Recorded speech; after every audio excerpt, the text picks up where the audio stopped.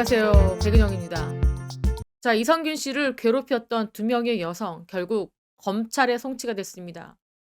한 명 여성은 유흥업소 실장 김모 씨. 자신이 협박을 당한다며 이성균 씨에게 3억을 뜯어내서 결국 협박범에게 전달하지 않았죠. 배달 사고를 쳤습니다.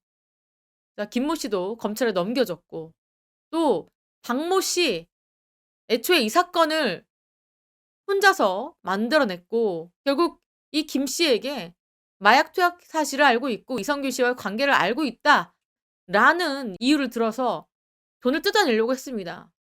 이 박모 씨 결국에는 이성균 씨에게 5천만 원밖에 받지 못했고, 그리고 판세가 불리해지자 전혜진 씨, 그러니까 이성균 씨 아내에게 이 같은 사실을 다 알리겠다라고 압박하기도 했습니다. 그런데 정말 충격적인 사실 하나. 이 박 씨가요, 이 같은 사건을 만든 이유가 있습니다. 정말 급전이 필요했다고 합니다. 왜? 이 박 씨는요, 본인이 친 사기 문제로 변호사 비용이 필요했다고 합니다.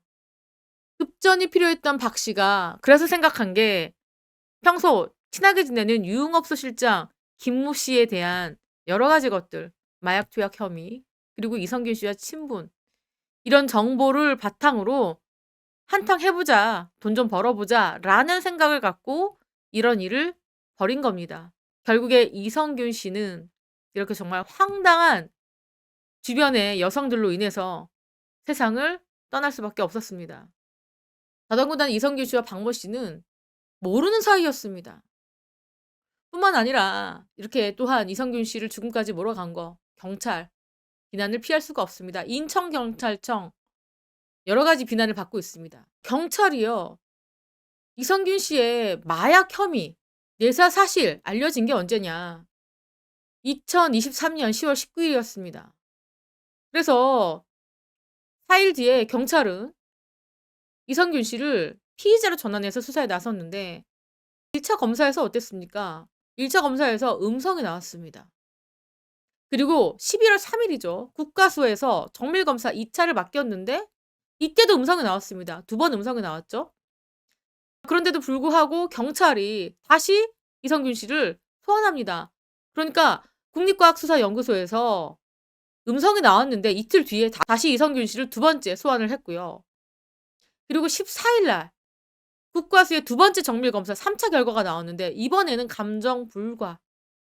그리고요, 열흘 뒤에 국과수의 3번째 정밀검사 4차 나왔는데 역시 음성. 그러니까 3번이 음성, 1번이 감정 불가다. 그렇다면 이성균 씨는 어떻습니까?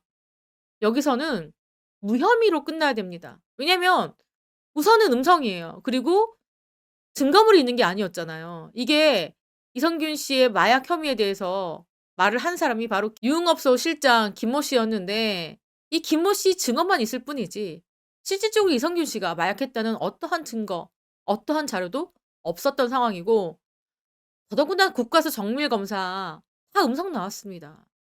그런데 무혐의 종결해야 되는데 인천경찰서가 다시 12월 23일 이성균 씨를 또 부릅니다. 3번 조사를 벌였습니다. 그런데 이성균 씨 입장에서는 얼마나 황당한 일이었겠습니까? 이같이 3차 조사를 받고 이성균 씨가 4일 뒤에 목숨을 끊은 겁니다. 그래서 무슨 이야기가 나오느냐? 경찰의 수사가 무리였다. 그리고 왜 수사를 중단하지 않았는지 도저히 알 수가 없다. 수사 관행과도 너무 달랐다.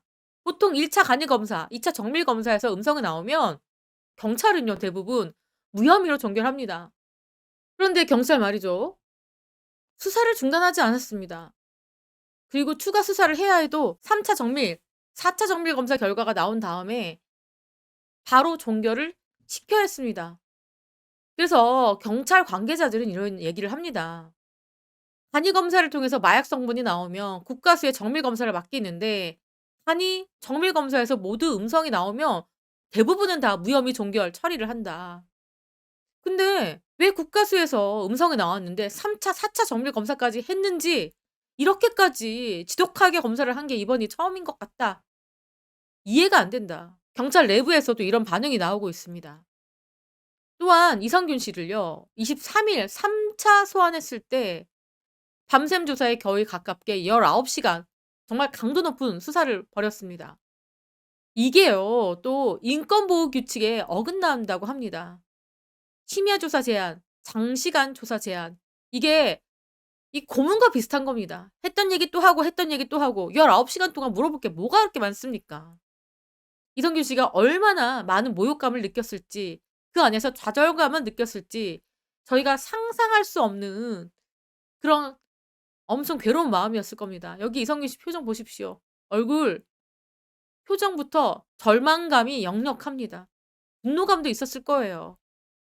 그리고 이성균 씨 19시간 조사를 하고 그리고 4번 이상의 마약 검사 다 모두 음성 나오고 증거 부족 나왔을 때 '끝났구나.' 싶었을 겁니다. 그런데 또 불렀죠. 더더군다나 무슨 이야기까지 나왔느냐. "이성균 씨를 검찰에 송치할 것이다."라는 이야기까지 나왔습니다. 그만큼 강압 수사가 이어졌고요. 납득할 수 없는, 상식적으로 납득이 안 되는 수사가 계속 이어진 겁니다. 더더군다나 이성균 씨가 3차 조사 때 어떤 이야기를 했느냐. "나 이제 제발 비공개 출석하고 싶다."라고 요청을 했습니다. 그런데 인천경찰청 거부했어요.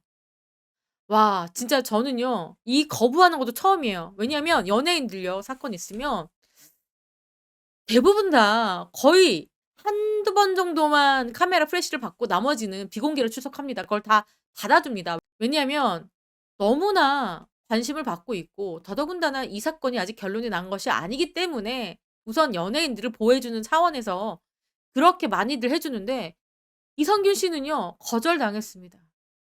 "지하 주차장을 이용할 경우 모양새가 좋지 않다. 같은 방식으로 출석해 달라." 이렇게 얘기했습니다. 사실 이것도요, 이 사건 관계인 출석 일시 장소 공개해서는 안 됩니다. 비공개로 가는 연예인들 정말 많습니다. 이 또한 경찰이 이것도 어겼다. 또한 경찰은요, 이성균 씨에 관련된 여러 가지 정보들을 계속 언론에 유출을 했습니다. 그냥 거의 이성균 씨에 대한 그냥 모든 것들이 언론과 함께 합작으로 계속 보도가 됐다라고 보는 게 맞을 것 같습니다. 왜 이렇게 경찰은 언론에게 많이 흘렸고 또 언론을 아군으로 가져가려고 했는지, 왜 이성균 씨를 그렇게 괴롭혔는지, 지금 유아인 씨부터 시작해서 GD까지 제대로 경찰이 수사한 게 없어 헛물막 했기 때문에 무능함이 드러났고, 또 이성균 씨 사건 또한 망신살을 지금 경찰이 받아야 했음에도 그런 것들을 덮어 놓고 이성균 씨가 마치 잘못한 것처럼 이렇게 몰아세우려고 했던 그런 의도가 철저히 깔려 있었다. 그렇기 때문에 언론과 이렇게 합작을 했다라고 보입니다. 그야말로 어떻게 보면 증거가 없었기 때문에, 그리고 음성이 나왔기 때문에 '이성균 씨를 마녀 사냥한 것이다.' 이렇게 표현해도 맞는 것 같습니다. 이성균 씨와의 이 사건을 여론 재판에서 자신들이 이겨가려고 하려고 하는 그런 분위기, 결국에 이성균 씨가 이길 수밖에 없는 그런 싸움이었는데 이 경찰 그리고 언론 그리고 이렇게 무책임한, 자기 인생의 무책임한 두 명의 여성에 의해서 이성균 씨의 삶이 철저하게 짓밟혔다.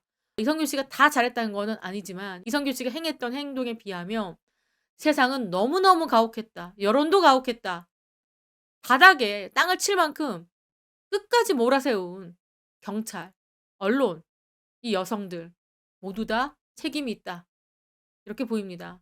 자, 이 가운데 전혜진 씨를 응원하는 목소리도 굉장히 많습니다.